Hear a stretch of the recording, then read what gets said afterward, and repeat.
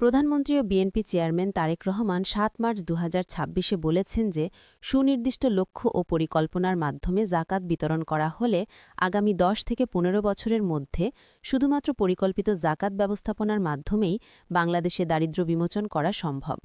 তিনি দরিদ্র পরিবার চিহ্নিত করে প্রতিবছর নির্দিষ্ট পরিমাণ অর্থ জাকাত হিসেবে দেওয়ার মাধ্যমে তাদের স্বাবলম্বী করার পরিকল্পনার কথা জানান।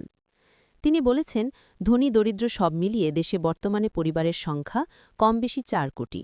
এসব পরিবারগুলোর মধ্যে যদি দরিদ্র কিংবা হতদরিদ্র পরিবারগুলোকে চিহ্নিত করে প্রতিবছর পর্যায়ক্রমে ৫ লাখ পরিবারকে ১ লাখ টাকা করে জাকাত দেওয়া হয়, আমার বিশ্বাস এসব পরিবারগুলোর মধ্যে বেশিরভাগ পরিবারকে পরের বছর আর জাকাত নাও দিতে হতে পারে। লক্ষ্যভিত্তিক এবং সুনির্দিষ্ট পরিকল্পনার মাধ্যমে জাকাত দেওয়া হলে ১০ থেকে ১৫ বছরের মধ্যে শুধু জাকাত ব্যবস্থাপনার মাধ্যমেই দেশে দারিদ্র্য বিমোচনে কার্যকর ভূমিকা রাখা সম্ভব।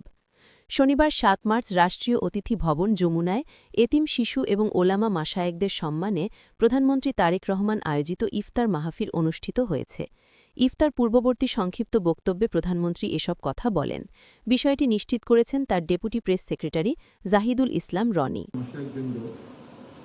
ইসলামের ৫টি ভিত্তির আরেকটি হচ্ছে যাকাত, যেটি অত্যন্ত গুরুত্বপূর্ণ।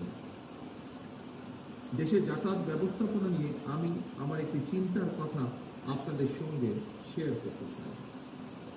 ধনী দরিদ্র সব মিলিয়ে দেশে বর্তমানে পরিবারের সংখ্যা প্রায় ৪ কোটির মতো। এসব পরিবারগুলোর মধ্যে যদি দরিদ্র কিংবা হতদরিদ্র পরিবারগুলোকে চিহ্নিত করে প্রতি বছর পর্যায়ক্রমে ৫ লক্ষ পরিবারকে আমরা ৫০,০০০ টাকা থেকে ১ লক্ষ টাকা জাকাত দিতে পারি, আমি ব্যক্তিগতভাবে বিশ্বাস করি এসব পরিবারগুলোর মধ্যে বেশিরভাগ পরিবারগুলোকে হয়তো পরের বছর আর জাকাত নাও দিতে হতে পারে। লক্ষ্যভিত্তিক এবং সুনির্দিষ্ট পরিকল্পনার মাধ্যমে যদি জাকাত দেওয়া সম্ভব হয়, তাহলে ১০ থেকে ১৫ বছরের মধ্যে শুধুমাত্র জাকাত ব্যবস্থাপনার মাধ্যমে দেশের বহুলাংশে দারিদ্র্য বিমোচনে সম্ভব।